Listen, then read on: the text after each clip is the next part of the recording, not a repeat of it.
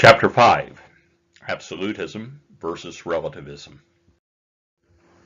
In this chapter, we're going to be considering two big questions. Are there absolute or universal principles that are morally binding on all people, in all cultures, and in all situations? The opposite of that is that no, there are not. All ethical principles and values are culturally relative and historically conditioned. Now, I want to point out something that you may not notice, and it might slip by you if it's not pointed out. The authors are not asking if there are moral absolute rules, because they've made it abundantly clear that they do not believe that there are, and they're going to make that abundantly clear again in this chapter. However, the authors of this textbook do believe that there are universal or absolute principles that can be morally binding on all people and in all cultures and all situations. And when we get to chapter 8 of our textbook, they are going to be offering those basic universal principles. That is the core of the ethical theory they're going to be proposing. The authors begin by talking about two extreme positions. The first position they address is absolutism. The absolutist maintains that there are absolute truths, and especially moral absolutes.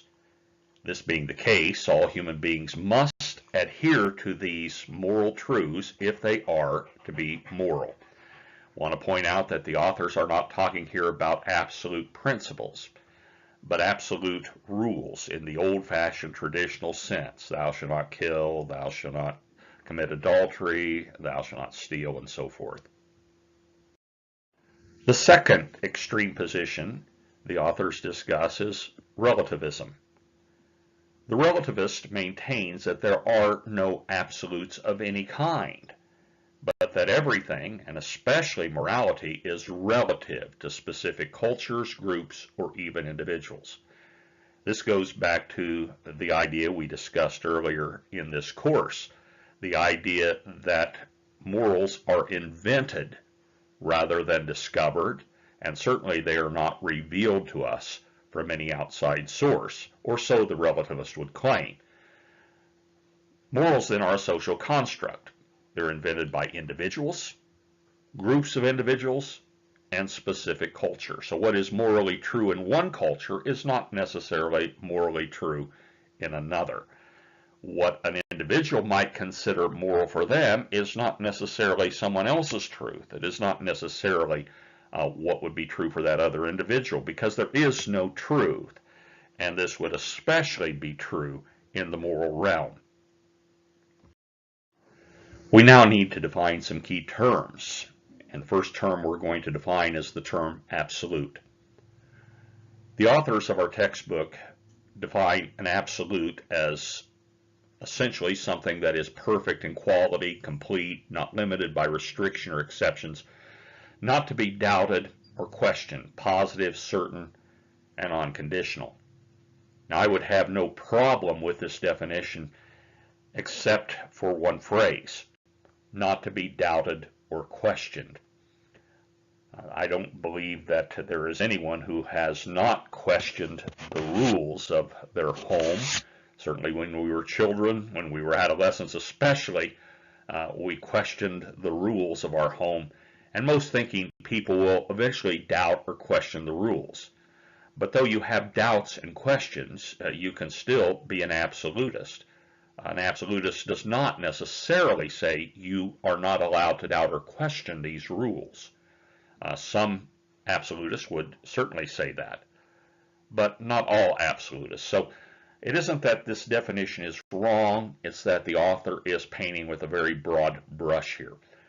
So my own definition of an absolute would be this. Absolute essentially means perfect in quality, complete, not limited by restriction or exceptions, positive, certain, unconditional. The authors point out that we apply this word to supernatural beings, and they say gods. Well, actually, in the world's present religious system, we would only apply the term absolute to one particular supreme being. We refer to that supreme being as God, the God that is believed in by Christians, Jews, and Muslims. So the authors say we would apply the term absolute to God, to the laws of nature, to propositions, to law and morality. And then the authors add something very important. Most important, they say, we apply the term absolute to propositions, truth, and falsity. This is going to be very important in the author's argument in this chapter, and really it serves as a foundation for the moral theory they're going to be presenting in chapter 8. And they have a very interesting and I believe compelling argument about the absolute nature of propositions. We'll get to that shortly. The term relative is the next term we need to define. Relative essentially means that there are no values that cut across all cultures and people. No values that are not relative to a specific place, a person, and you could also add a time in history by which they are held. So there are no absolutes, and especially there are no moral absolutes. Culture invents truth, and this is especially true when it comes to morality. Both sides of the debate point to anthropology to support their argument. The cultural relativists would say the facts of anthropology support our view that all morals and all truth is in fact culturally created. They would point to studies of both primitive and modern cultures, and they would say that these studies have shown that there is an extreme variation in customs, manner, taboos, religions, moralities, daily habits, and attitudes.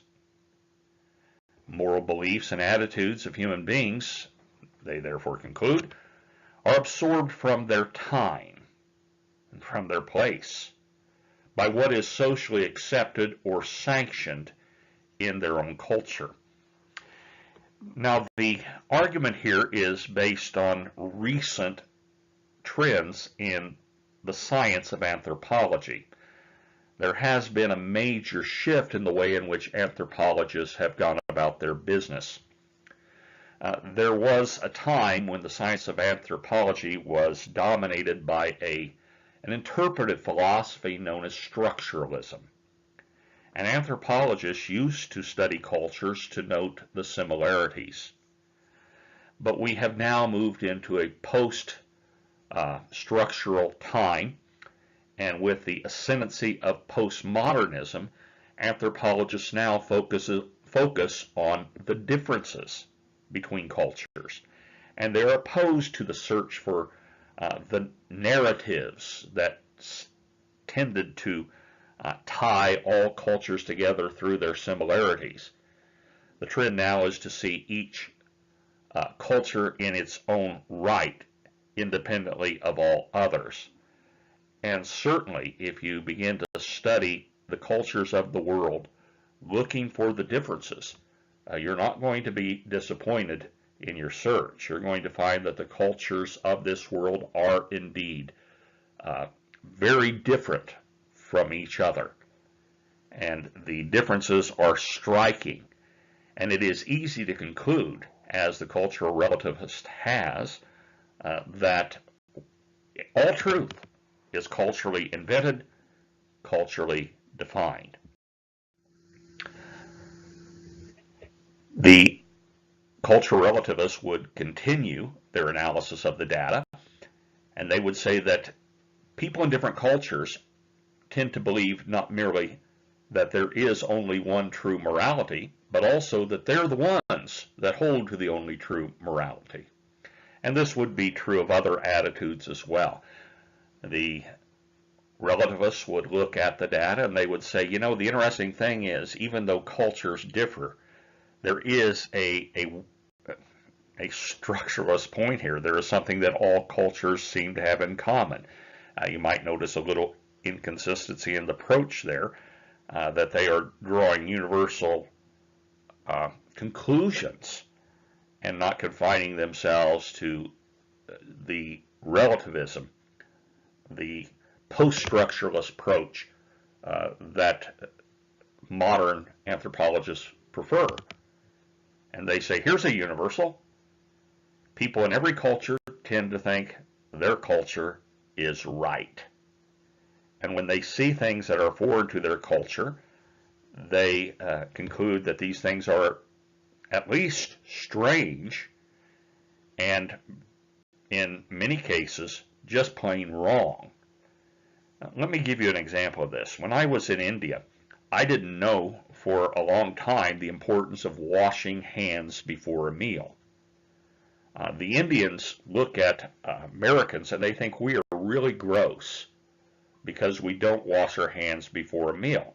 Now, my thinking was, I don't really trust the water, and I'm not sure that I want to wash my hands in the water, though they would always point me to a sink so that I could wash my hands. Even in restaurants, they have a place where you could go and wash your hands. I didn't really like that idea, so what I would do is I would use hand sanitizer. I thought that would kill all the bacteria and I'd be fine. What I didn't understand is Indians would see me, as far as they knew, I was putting lotion on my hands, and they thought that I was absolutely gross, because in their culture you always wash your hands before you eat. It's just the thing to do. Not to do so is like eating a meal and talking with your mouth open. It's gross. Now, they think they're right. They look at the average American who doesn't bother washing his hands or her hands before a meal, and they say they're wrong. And the cultural relativists would say that is the way it is with the moral values as well. Different cultures have different moral values. Everyone thinks that their moral values are right. The values of their culture are right.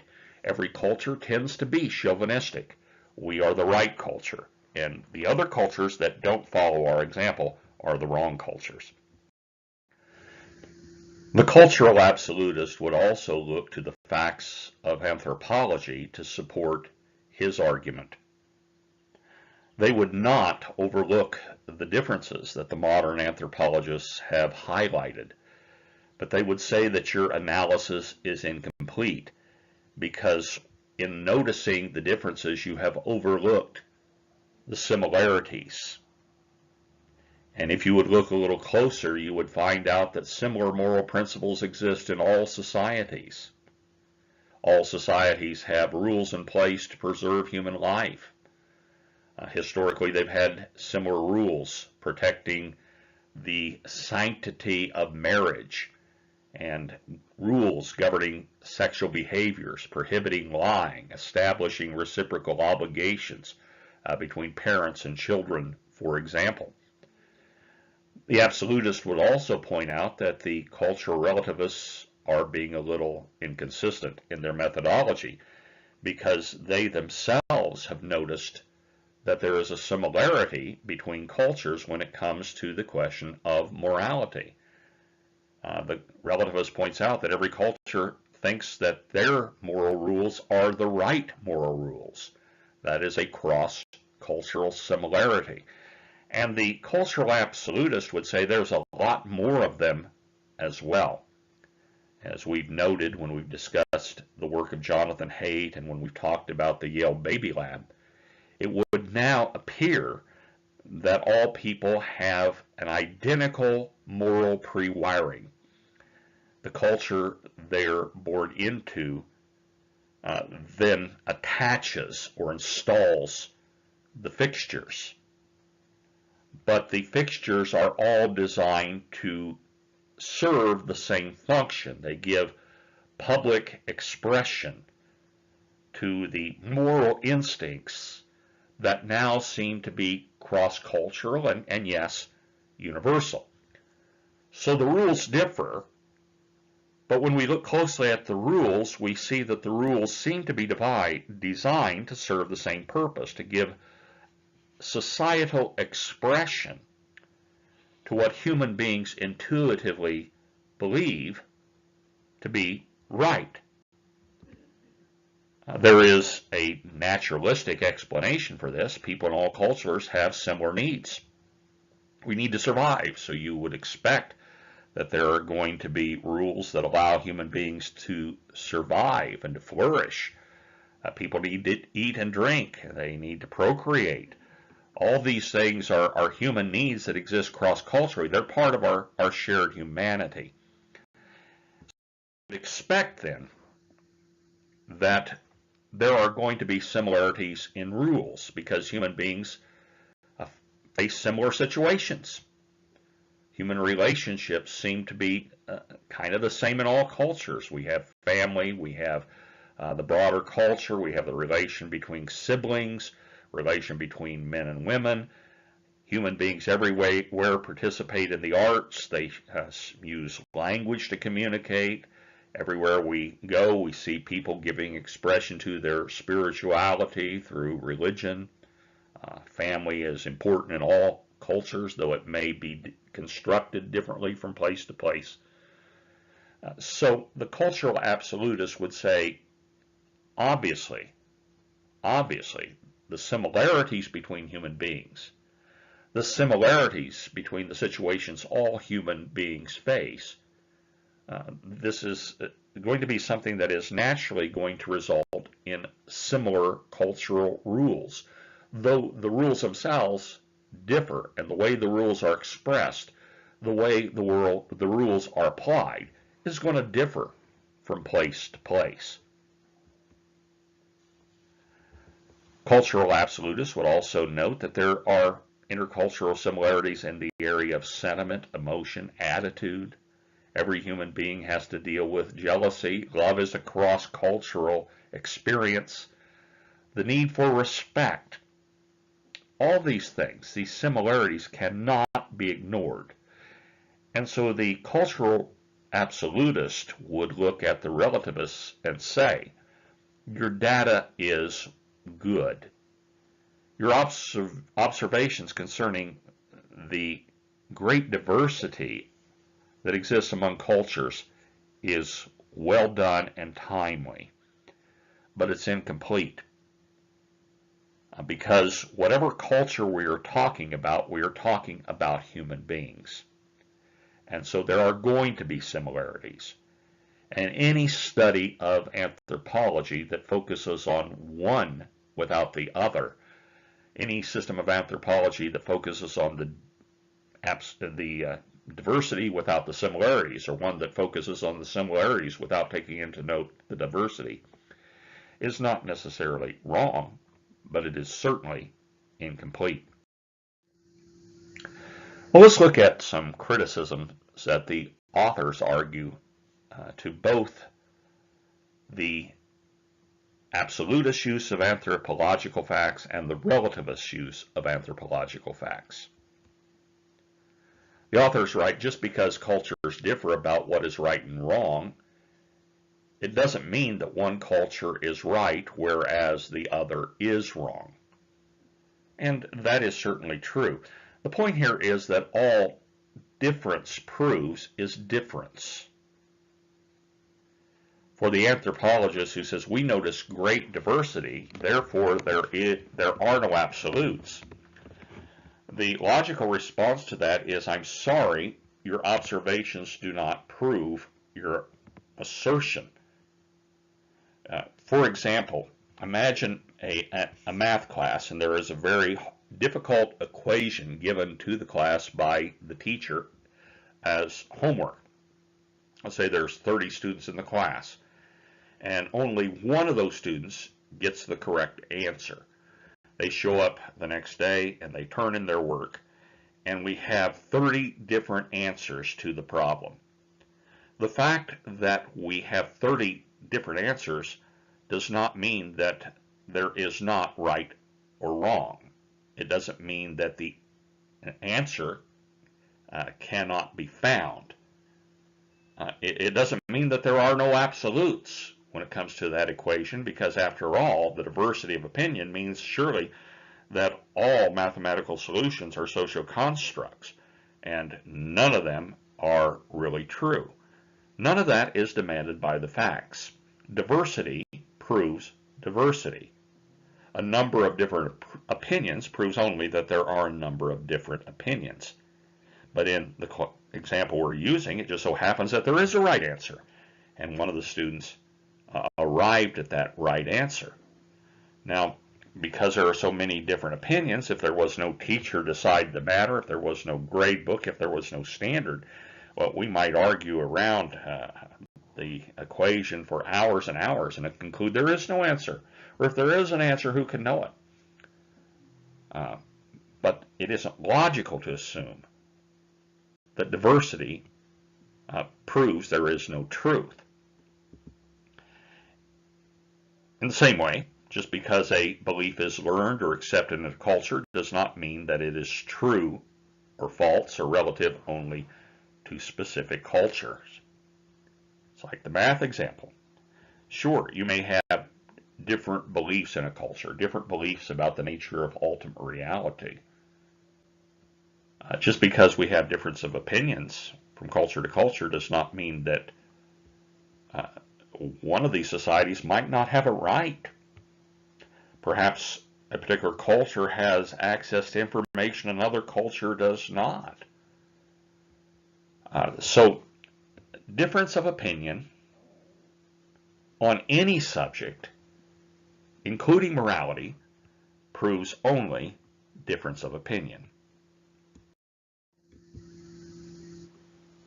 On the other side, just because moral principles are similar in all societies, and we've explained that position, that doesn't mean that they're valid or that the principles that are universally held to are absolute. We have perhaps a universal sense that people ought not to kill innocent human beings with malice and forethought. Now, just because that is kind of a universal sentiment, and it isn't completely universal, because you can find some societies that have been okay with maybe exposing unwanted infants and so forth, but generally speaking, that has been a cross-cultural value. Cultures have not always extended that value to every member of the species, but it is assumed that there are some members of the species, usually the vast majority, who do not deserve to be murdered with malice and forethought by their neighbor. The authors make the point that doesn't prove the conclusion that therefore there are moral absolutes. Just as the only thing that difference proves is difference, the only thing ultimately that similarity proves is similarity. So the sword cuts both ways. Even if people do have similar needs, sentiments, emotions, attitudes, there's still a question of whether all of these sentiments, emotions, attitudes should or should not be satisfied. Different societies are more restrictive than another. But are restrictions needed at all? Should there, on the other hand, be a lot of restriction on certain emotions, attitudes, and sentiments? Again, similarity proves nothing more than similarity. So just because there are similarities in cultural situations and relationships, it does not follow that these relationships then, or the cultural response to these situations, is the only morally response to those situations. That the accepted relationships within a society are the only possible moral relationships within a society, or that could be within a society, or that the existing relationships are correct at all. For example, think of a polygamous culture. Think of cultures as they existed in many times in the past, where individuals of wealth had harems They would go to the marketplace and buy slaves for sexual purposes so that they had concubines. And these sorts of arrangements were considered moral in those particular cultures. Were they moral? Might there be another morally acceptable situation, such as, say, monogamy? Is the prevailing cultural norm really moral at all? This brings us back to philosophy. Specifically, and let me use a term again, a normative prescriptive philosophy. The philosopher looks at the norms and they ask those questions. Is this right? If it is it the only right model out there? Is the existing norm perhaps wrong? If so, it needs to be what? And once we decide what it should be, how do we get from the norm we have to the new norm that we as philosophers believe would be a better model for our particular culture, our society, or perhaps even the world? So anthropological facts are interesting. What they ultimately show us is that the cultures of the world are very different from one another, and yet in many ways very similar to one another. And by looking at them together, we get a picture, if you will, of the diversity of our humanity and also its core similarity. We come now to two more important paragraphs in our textbook. When there have been important paragraphs, I've tried to point them out. Now, the author notes that there is a conflict between the moral relativists and the absolutists. And so the authors write, how then are we to resolve this conflict of absolutism versus relativism? It would seem that if relativism exists, then absolutism cannot. Certainly not for all people. An individual can accept or set up for himself a code of morality, but if relativism holds, it will only apply to that person, to no one else, unless another individual or group of individual also chooses the same code. That is indeed the nature of the controversy. The authors continue.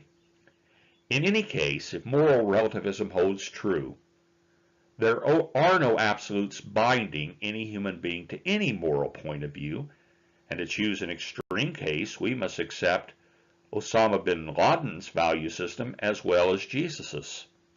For how can we condemn any human being or culture for doing anything wrong if there are no absolutes by which we can measure their morality? The authors here are making a profound point, one that many relativists will try to pretend does not exist, but it is a big problem. If all moral rules are relative, if there is no truth, then it is impossible not only to condemn an Osama bin Laden, it is impossible to condemn anyone, including that great example of absolute evil that we have in Adolf Hitler. He had a different idea as to what the rules should be. He had the will to power to become the leader of the most educated, most sophisticated culture on the planet, and he was able to change the rules so that what was considered wrong before was now considered right, and what was considered right before was then considered wrong. How in the world can you condemn him if there is no moral yardstick outside of the culture by which to measure these things? All the moral relativists could possibly say is it's different than what we would do, but they cannot say it is categorically wrong, because who are you to judge another culture? Who are you to judge another person? You can only say it would be wrong for me, but it would not be wrong for them. What's wrong for me might be right for someone else, and who am I to judge? And you know, through the years, as I've taught ethics, I've actually have students make that argument with respect to Adolf Hitler. When I'm teaching this course, I share an online debate I was involved in which my protagonist said that Hitler was human and he made mistakes, just like we all make mistakes. And who are we to judge him? It's an amazing argument, but that's where relativism leads. And the authors are very insightful in pointing out that this is the big problem with moral relativism. If everything is true, then nothing is true in particular. The authors of our textbook also point out that absolutists have a problem. They write, if we accept certain rules as absolutes, and notice they're not talking about principles here, but rules, and another individual or group accepts conflicting rules as absolute, then we're confronted by the great difficulty of trying to resolve the conflicts that arise from two sets of opposing absolutes when they meet head on.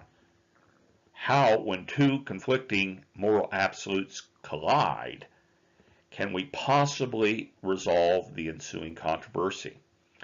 This is really a very profound and a very good argument. Because, as has been observed by the cultural relativist, because everyone believes that their moral rules are right and that their understanding of truth is right, what happens when two absolutists collide? Or when two civilizations, both of which believe that they are absolutely right, what is going to happen when those two civilizations come in contact with each other? Well, you are going to have conflict. You are actually going to have a war of civilizations, if you will, because you can't compromise absolutes. If you are committed to the idea that my view of things is absolutely right, and the other person says, I am committed to the opinion that my opinions are absolutely right, there is no grounds for compromise. And when you look at today's world, you see that happening both on the international and the national stage. We have a great conflict with certain elements of the Islamic world. The majority of the Islamic world is people that live in that world are not a threat to anyone. They're just trying to live and survive the same as everyone else. But there are radical elements within the Islamic world, and they are a problem both for the rest of the Islamic world and for those outside of the Islamic world, because they are convinced that they are absolutely right in their radical interpretation of their religion. And they are in conflict with the West. And even though the West sees itself as very relativistic and very open and very tolerant, the West tends to be very absolutist in its view of tolerance and its view of what they believe is acceptable, at least, and that which they celebrate. And so you have two civilizations in conflict, two concepts of civilization in conflict. How do you compromise with Osama bin Laden, for example, where he's still alive, or the present leader of ISIS? There is no room for compromise. What do you do then? Well, you can coexist in some situations. Back in the days of the Cold War, you had the Soviet Empire, and it believed it was absolutely right in its doctrinaire communism, Marxist-Leninism. And you had the West that was convinced that it was absolutely right. And so you had this conflict of civilizations, and the option was, let's just coexist. Mutually assured destruction made that kind of a necessary thing, because both sides were sane. Neither side wanted to commit nuclear suicide. You had proxy wars, and you had attempts by both sides to advance their agenda. But there was an armed coexistence. that developed into a détente, and finally one side in the Cold War prevailed over the other side, largely for economic reasons. So coexistence is one possibility when you have absolutists collide. But if one side does not want to coexist with the other, then war is the inevitable result, conflict. And so the authors put their fingers on a couple of important problems that both sides of this argument have. For the absolutist, nothing is wrong, and you have no moral high ground from which you can condemn anyone else for anything. On the other hand, the absolutist is faced with a very real possibility that people with a different set of absolutes are going to encounter him or her, and so you have always the possibility of conflict at an interpersonal level and war when you have entire civilizations that clash with each other. We come now to the position taken by the authors of our textbook. The authors of our textbook have argued that both absolutism and relativism are extreme positions. The authors of our textbook would, shudder at the thought that someone would consider them absolutists, but they also would object to being called relativists. They would say we do not believe in absolute rules or absolute truth. However, we do believe in true principles, morally valid principles that would apply to all people in all times, in all cultures. And so they would say we believe in absolutes, but we are not absolutists, certainly not in the traditional sense of that term. To establish their position, they direct us to propositions. A proposition is a meaningful statement describing a state of affairs. A state of affairs is an occurrence, an event, or a happening. An easier definition, maybe a better way of remembering what a proposition is a declarative sentence. I'm sitting here in my chair recording this, and outside it is a early summer day. It's muggy. It rained last night. It was cool this morning, but it is getting warmer now. And by this afternoon, it may be both hot and muggy outside. We may get some more storms this evening. That's the forecast. If I said right now, it's snowing outside, that is a proposition. It's a statement describing a state of affairs, an event, or a happening. Now, the thing about propositions is they are clearly true or false. I'm declaring something that is either occurring or not occurring. And all you would have to do to find out if my declaration, my proposition is true, is go outside. And you would come and say, Mr. Carlton, it is certainly not snowing outside. It's hot, it's muggy, it may rain tonight, but it's not snowing. So a proposition, as opposed to opinion, is either true or false.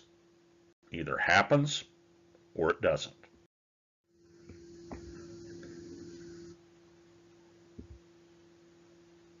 A true proposition describes a state of affairs that was or is or will be occurring. I could say, to use my example, it was snowing outside this morning. Someone would say, well, no, it wasn't. That's a false proposition. Obviously, it is not snowing. That's a false proposition if I say it is. But if I say sometime this winter it will snow, well, that is most likely a true proposition. Time will tell, but we haven't had a winter yet here in Colby, Kansas, when we didn't have at least some snow. A false proposition describes a state of affairs that is not, will not occur. You could give any number of examples of false propositions. My snow example is one of them, except I made it a true proposition, or potentially true proposition, when I said it will snow sometime this winter. But you could say the moon is made out of green cheese. And actually, let's change it just a little bit. The moon was made out of cheese by an omnipotent cheese maker. Well, that did not occur. It is not occurring now, and it's not going to occur in the future. It's a clearly false proposition. The authors state only propositions are true or false. True or false never occurs to the state of affairs itself. If it is snowing outside, for example, that's neither true or false. It's just something that's happening.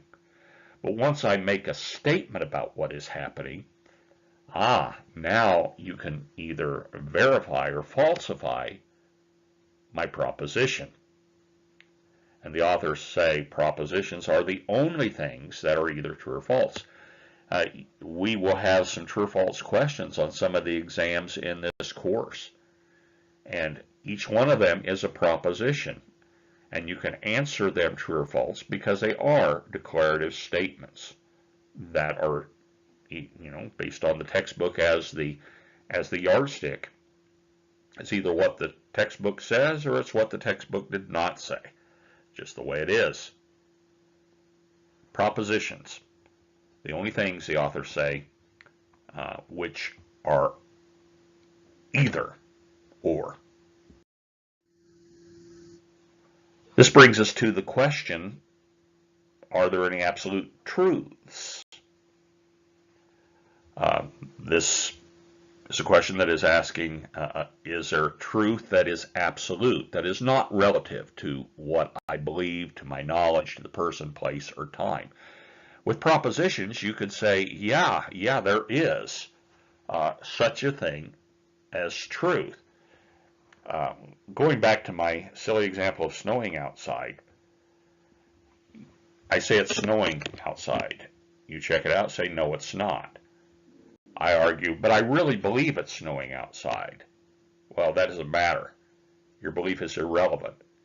It's not snowing outside. You have made a statement that can be verified or falsified. I might argue, but I'm really smart. I have a master's degree. I know lots of things. Unfortunately, that's totally irrelevant as to the question of whether it's snowing outside. I might say, well, my wife agrees with me, and several leading experts in the field agree with me that it's snowing outside.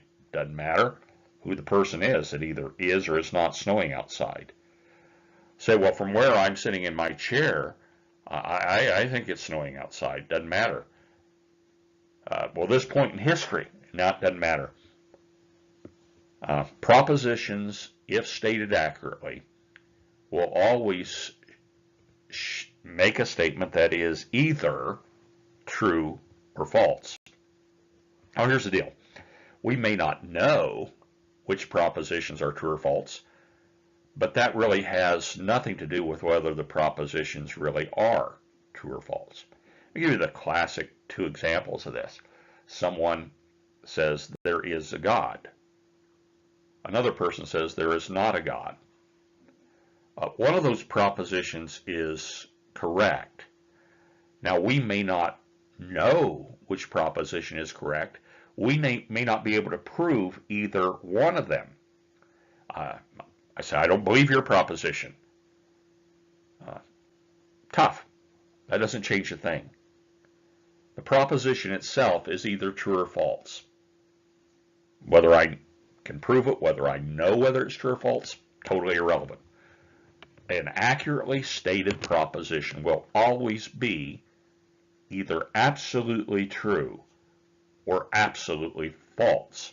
So are there absolute truths? Yes, when we're talking about propositions, if stated accurately, we are saying something that when it is answered, if it can be answered, will be demonstrated to be either absolutely true or absolutely false. There are different types of propositions. First of all, there is the analytical proposition. These are things that we know to be true because we have agreed upon definitions and the meanings of words. The example the textbook uses is all triangles have three sides. If I were to stand up in front of my classroom and hold up a rectangle and say this is a triangle, my students would be within their rights saying, Mr. Carlton, you're wrong. That is not a triangle. I would say, but I'm the teacher. It doesn't matter if you're the teacher. That's not a triangle because we've agreed upon a certain definition and the meanings of words, and by definition, that is a rectangle and not a triangle. I would say, well, I'm going to flunk you if you don't agree with me on the test that this is a triangle. And the student could answer, well, you certainly have the power to do that, but that doesn't change the fact that you're wrong, Mr. Carlton. That is not a triangle. That is a rectangle. That's an analytical proposition. There's also the internal sense or internal state proposition. Things that we know to be true merely because we've had the experience. So we alone know if what we have we're declaring is true or not. The example the textbook gives is, I have a headache. Now, that may or may not be true. I may be saying that because I don't want to go somewhere. You might call me up and say, hey, you want to go hang out? And I say, you might not be my favorite person. I say, I have a headache. I think I probably better stay home and rest. That is a declarative statement. That is a proposition. I have a headache. But only I know whether or not it is a true proposition. That's the internal sense proposition. A person says, I saw a UFO. I don't know if that's true or not. I may believe them because that person has credibility with me. Their story is somehow credible to me. But in the final analysis, only the person who has had the experience knows if what they are declaring to be true actually happened. There's also the empirical or external sense proposition. Empiricism has to do with those things that can be established as true through the sensory data we receive from our five senses. An empirical proposition describes a state of affairs that occurs in the external world, of which we have evidence of through our external senses. For example, the one I've been using, it's snowing outside. That's describing a state of affairs, and I can validate or falsify that claim through sensory data. All I have to do is go outside. My sense of feeling, my sense of sight, and I can come back in and say that is not true because I have been able to empirically verify that it is not currently snowing outside. Now, there is a controversy in philosophy right now as to whether anything can be known to be true, including propositions, empirical propositions.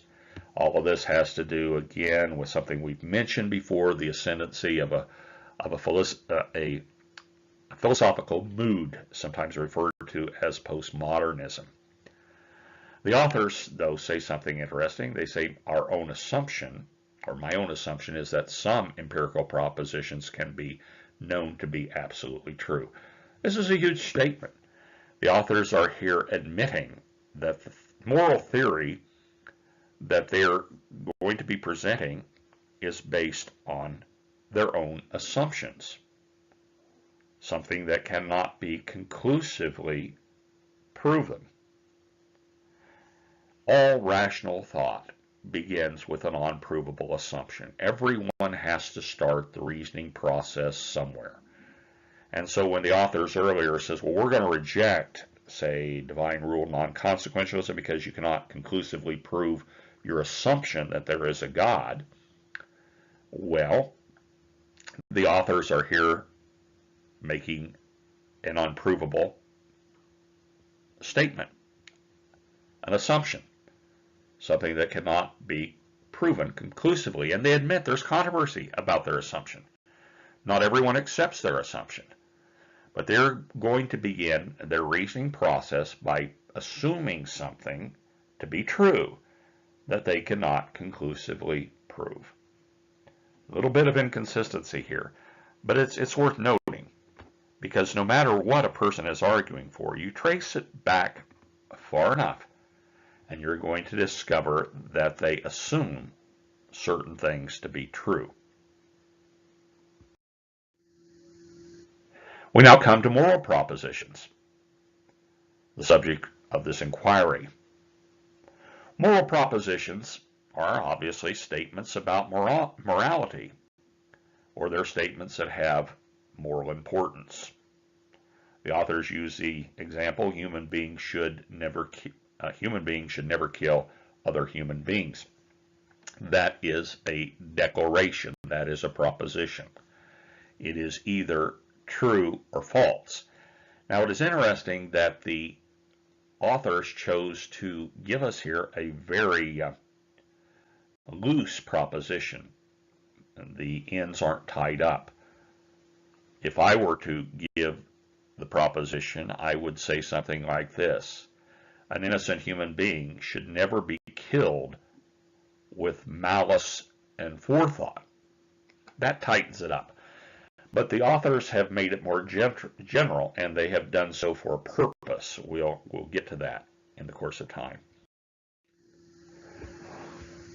The authors attempt to show that their moral proposition, human beings should not kill other human beings, is empirically verifiable. To do that, they make this argument: life is basic to human being, to their morality, their drive for survival, their desires for peace, happiness, and stability, and their urge to be and do good. Then to destroy human life, or to destroy life, is tantamount to destroying the ultimate basis for humanness, which includes morality. They conclude, human beings should never kill, murder other human beings, can therefore be seen to be a true proposition. It can be known to be true because the evidence for it can be observed, and we can reason consistently from that evidence. Now, this is a key argument for the authors of our textbook, because when they present their own moral system, this principle is going to be the first and highest principle in their system. And they believe they have demonstrated that human life should be revered. And they believe they've demonstrated it through the argument that they have made here. But have they really demonstrated that? They may have demonstrated that it would be a bad idea to kill all human beings, but I believe someone like Hitler would say, I agree with you that human life on this planet is worth preserving. However, there are certain human beings that I consider subhumans, and I think the human race would be just fine without them. And so your statement that human beings should never kill other human beings, I want to qualify that. There are some human beings that we can kill and it's no problem. I will agree with you that we should not wipe out the entire human race. We should make the world safe for Aryans. So I think Dr. Thoreau is overstating his case.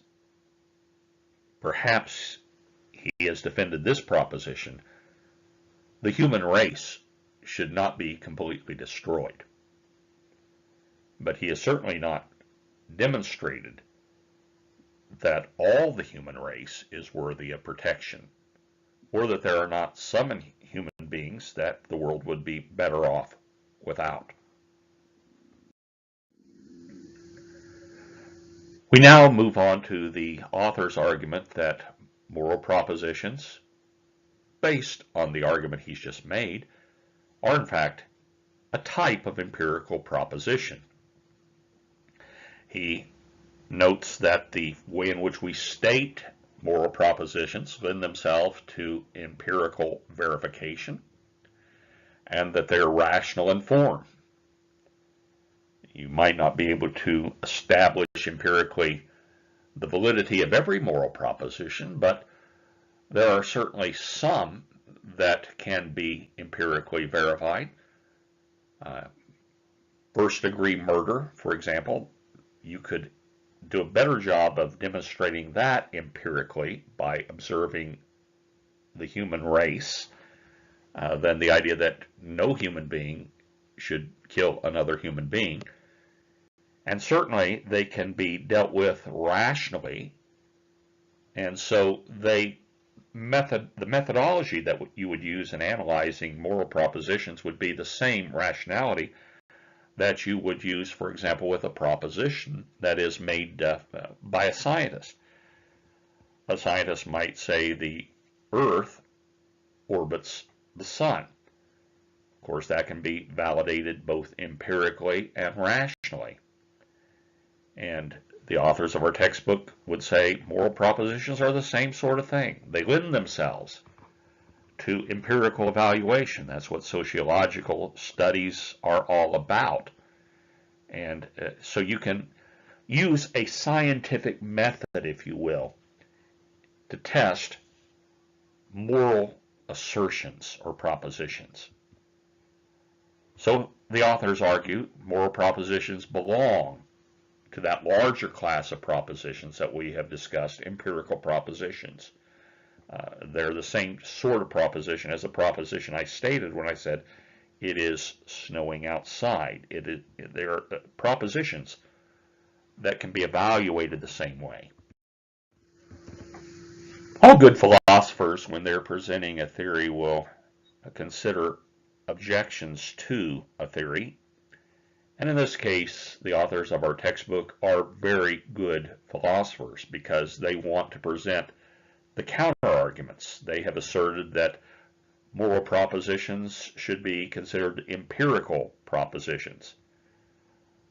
Some have objected to this point of view by saying, well, I don't think moral statements are propositions at all. They're merely emotive utterances. Well, emotive utterances can nevertheless be empirical propositions. For example, when Galileo looked through his telescope and confirmed the work of Copernicus and concluded that the sun was the center of the universe and not the earth, he could have been very excited about his discovery and said, "Eureka! Look at this. I have the evidence that the planets are revolving around the sun." That may have been an emotional statement. It doesn't mean it's not a proposition. So the idea that this objection presupposes that if there is not a certain emotional detachment from the statement, it is not an empirical proposition. It is just nonsense, because the presence of emotion does not make an assertion of fact any less empirically verifiable than the absence of emotion. Another objection is that moral statements are propositions, but who knows? You can't tell whether they're true or false at all because they're not based on fact. And this would be the argument that, wait a minute, we don't want to bring moral statements into the realm that we have carved out for scientific discussion. Our scientific assertions or propositions are fact-based, and therefore they lend themselves to empirical analysis. To say, for example, that the Earth is orbiting the sun, that is a statement of fact that lends itself then to factual empirical analysis. Yes, we would say to that argument that is so, but it began with an idea. The original assertion did not have evidence. Evidence had not been accumulated to support the assertion of fact. Go back before Galileo to Copernicus. It was an idea. And many scientific discoveries began with an idea, and the factual determinants were brought in after the statement of the initial idea, which was based in many cases on a hunch or intuition. In the same way, a moral statement is indeed a proposition. Many times it is based on intuition. But this does not mean that these statements do not lend themselves to factual analysis. For example, going back to Jonathan Haidt, who we've discussed, he had an idea based largely on anthropology rather than work that was being done in the social sciences at the time, that there is a basic moral intuition shared by all people. The factual data came later.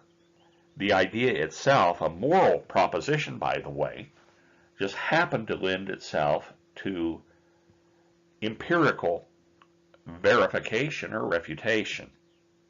And we look at the Yale baby studies as an example of how the basic idea set forth by Haidt and others just happens to lend itself to empirical study and factual verification.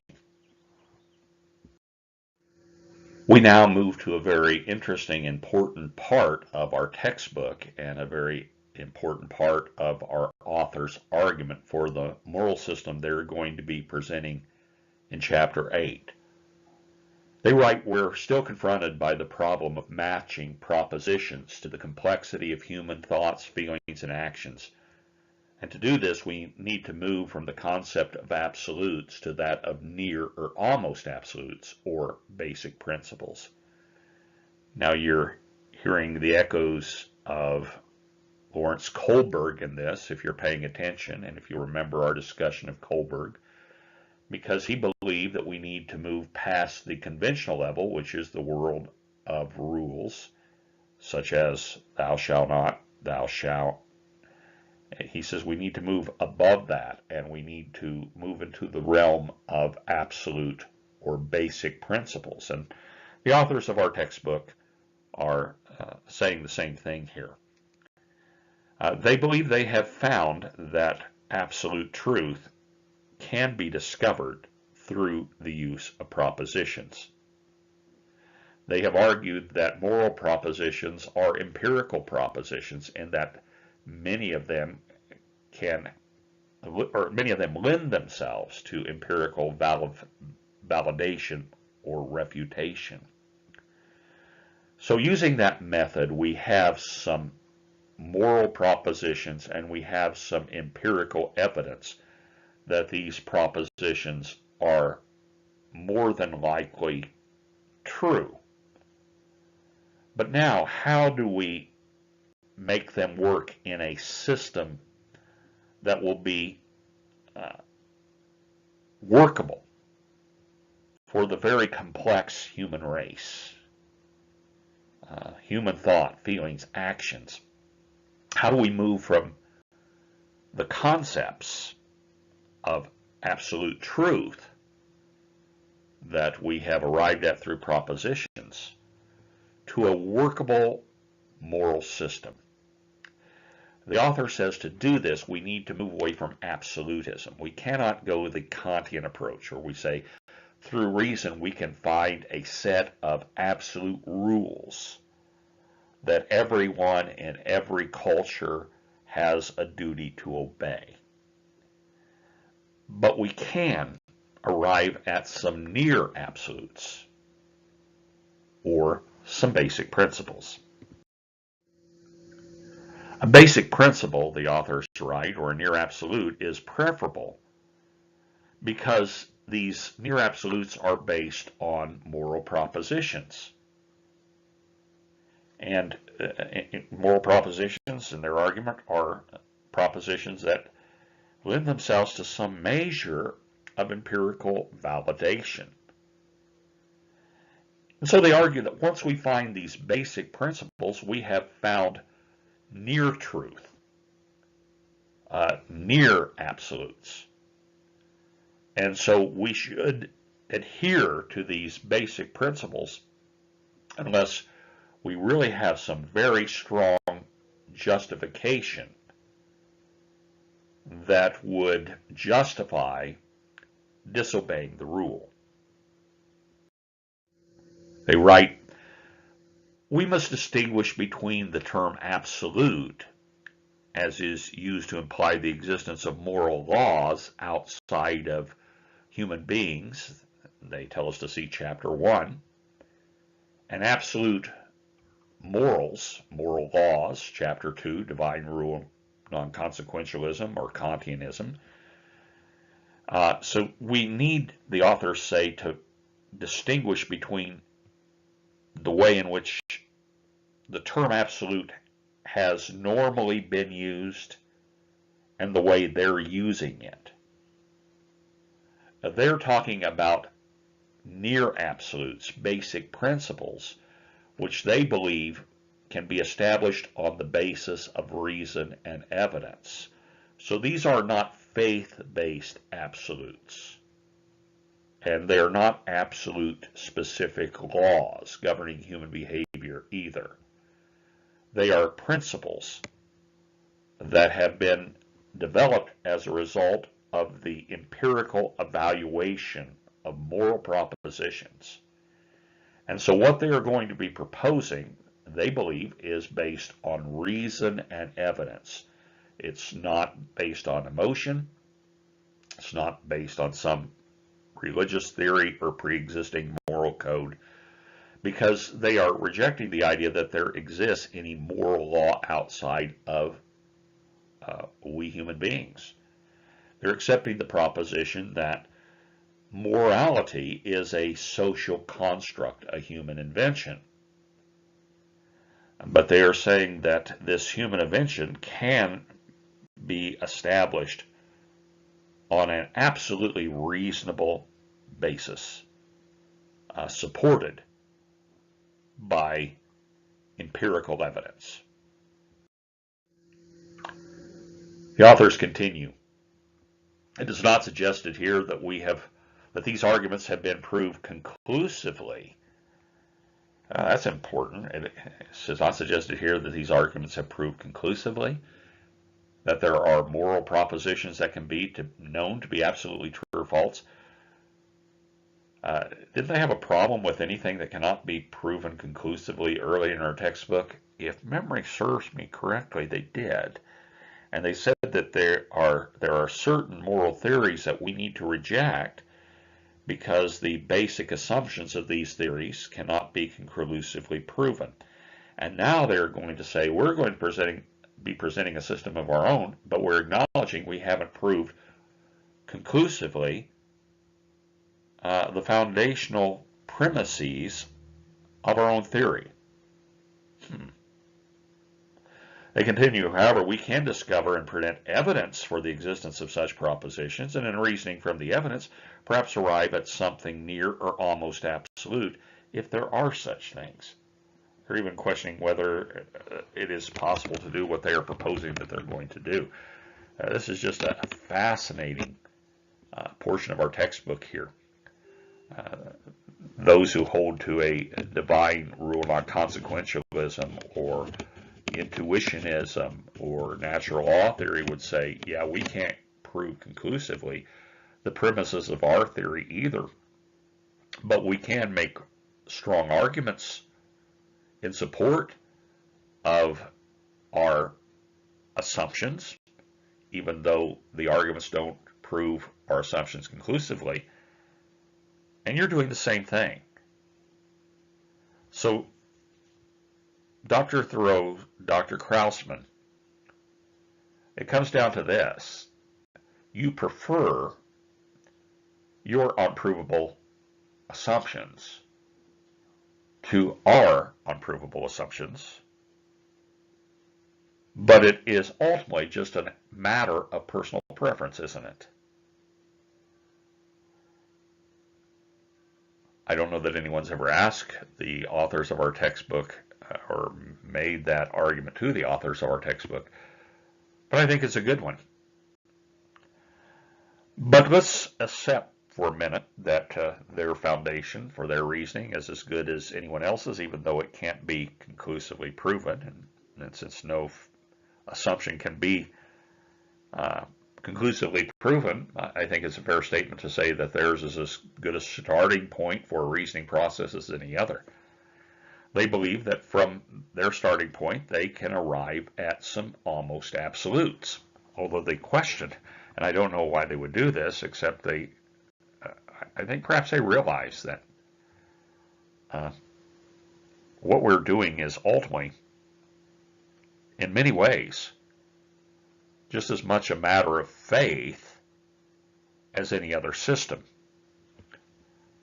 You see, all rational thought is ultimately built on a foundation of faith. Whether you're a scientist, whether you're a person of religion, whether you're a philosopher, all rational thought begins with an assumption that cannot be conclusively proven. Now, if I believe something that it to be true that I cannot verify, that I assume to be true, that I believe to be true, is that not, by definition, faith? So faith seems to be a presuppositional necessity without which there can be no rational thought. And so the authors add this little qualifier, which is so fascinating, if there are such things, even after arguing that there are, and that they can argue for the existence of near absolutes, almost absolutes, their philosophical assumptions force them to say, and yet we cannot be completely certain that there are such things. Interesting. They continue. It's also important to recognize that no moral system or code can exist without at least one basic principle, near or almost absolute. Every ethical theory we have examined so far has had one or more basic principle. Even total relativism is based on one near or almost absolute, that there are no absolutes. Bingo, that's just what I was saying. All philosophical thought, all scientific thought, all rational thought is based on an assumption, a basic principle. A basic principle, an assumption, is just that, an assumption. It is a faith-based foundation upon which a rational argument is then built. Now, based on the author's premises, they do a really good job of reasoning step by step to the moral theory they're going to be presenting to us in Chapter 8. But a big deal to consider here is, are there other foundations that are just as reasonable as the one that the authors have chosen to use that would result in a very different system, arrived at logically, but saying something completely different than the authors are saying here. It all comes down, ultimately, to your assumptions and your basic premises. I want you to note some additional statements from our textbook.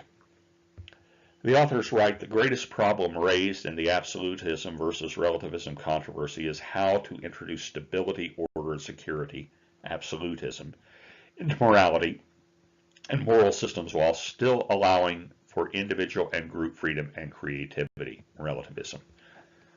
Interesting, because the authors are attempting kind of a consensus here.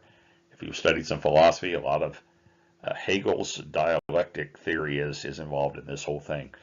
The authors are saying, how do we take the best from absolutism, eliminating its bad features, and the best from relativism and somehow combine them into a single moral theory? Well, what do they like about absolutism? And this would be traditional morality. This would be the Kantian system. This would be divine rule theory, natural law theory. We'll get eventually to what they like about intuitionism. So what's best about those systems, the systems covered in Chapter 2? Well, they would say there's stability, there's order, there's security. You have a system that isn't going to be changed every time the fashions change. I mean, go back to that old thou shalt not system of divine rule, non-consequentialism. You knew what the rules were. They were the same year after year after year, generation after generation after generation. And they did provide an order to the societies that lived under that moral system. And in the order, there is security. You know, we as human beings are somewhat uncomfortable with change. And so there is a stability in having things stay the same. We have a bias toward normalcy, whatever the norm happens to be. And though many of us say, well, I like change, it actually happens.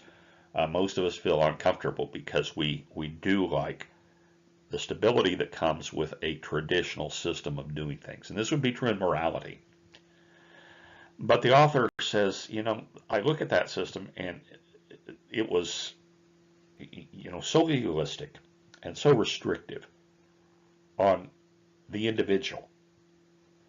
And they look at relativism and say, you know, what we like about relativism is there is a tremendous amount of individual freedom. And here, I think they're bringing in egoethicism, though they explained that they had a lot of problems with egoethicism. They do like the idea of the maximum allowable individual liberty, freedom for groups to join together and pursue common interests and common ends, and creativity. Relativism opened up an entire realm of creativity that had perhaps been off limit in the older traditional systems. And so what they're looking to do is, how can we have both? How can we have stability, order, security, and yet maximum individual freedom, group freedom, and creativity? A society that is open as possible and yet is stable, orderly, and secure. That's what they're striving for. Not a bad ambition. They continue.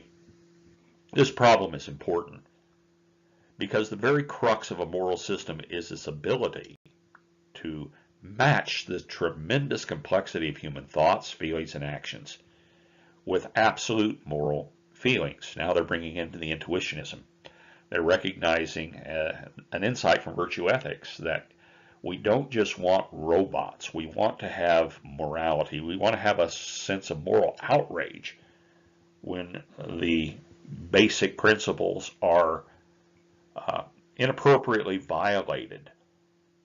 At the same time, we want to have a sense of moral pleasure when we obey the rules and when we see others obeying those rules. So they say, how do we do it? They go back to the idea, we can do this.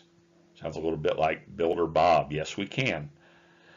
We can do this by setting up some basic moral principles that are near or almost absolutes. Now you notice I've added some emphasis again. I have a we highlighted in dark type. We can do this. The reason I did this is, who are we talking about? Who is we? Who is going to be setting up these basic moral principles and putting in place what they consider to be their almost absolutes?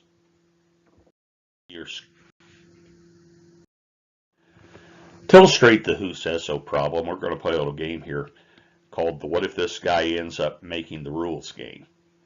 What I'm going to do is I'm going to show you a statement, and then we'll look at a picture of the person who made the statement.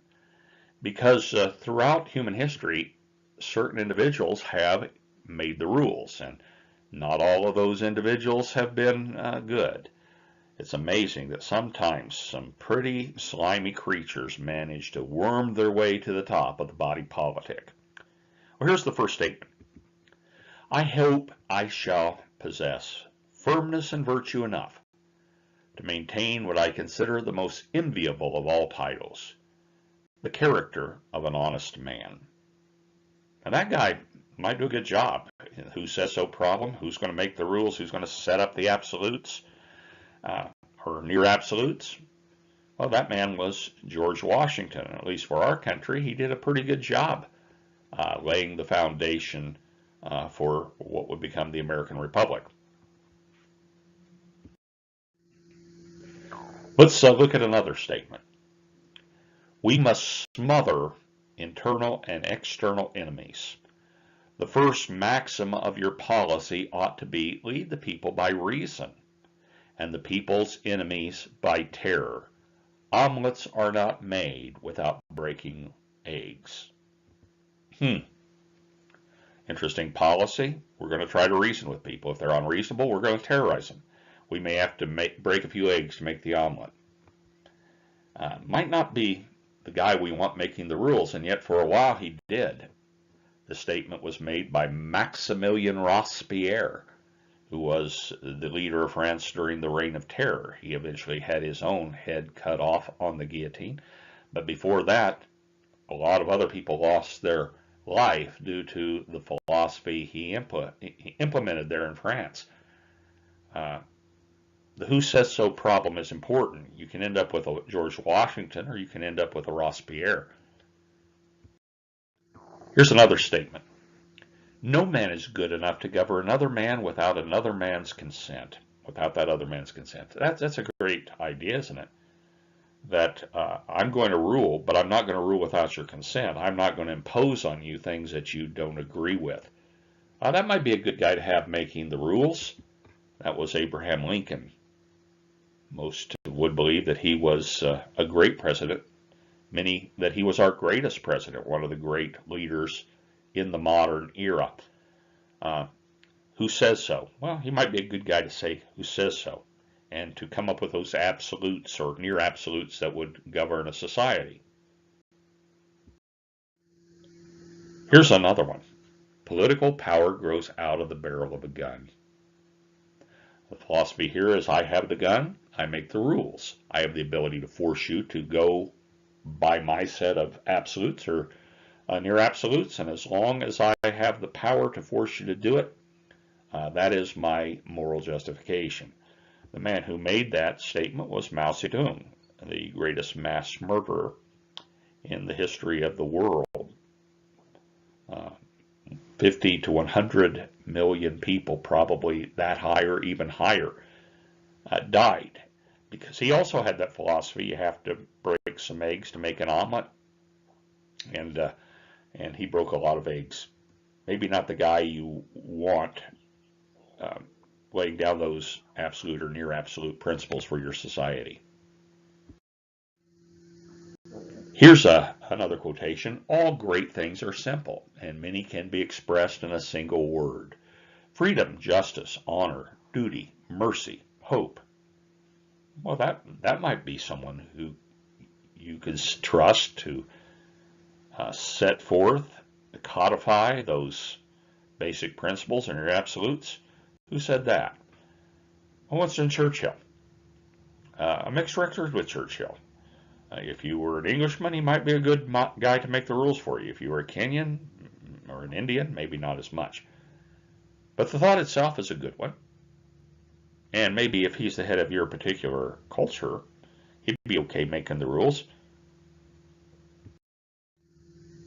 Here's one. I do not see why man should not be just as cruel as nature.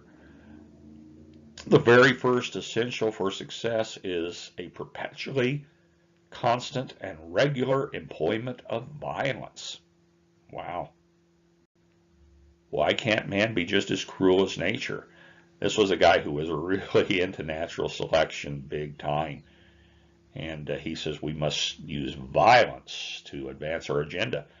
Maybe not the guy you want laying down the absolutes of your society, but he did for a very significant society, the German society. That, of course, was Adolf Hitler. So the authors acknowledge that the absolutes or the absolutes are, that are going to be put in place are going to be put in place by whoever sets up the system. So we go back to Nietzsche. Who is going to be God in the new moral equations? Who is going to make the rules? When people say, why should I do this? Who's going to stand up and say, because I say so? So my argument is that we need to figure out who is going to be making these rules before we say that we can do it. Who's we? The authors have an answer to this. We'll be discussing that answer in future lectures.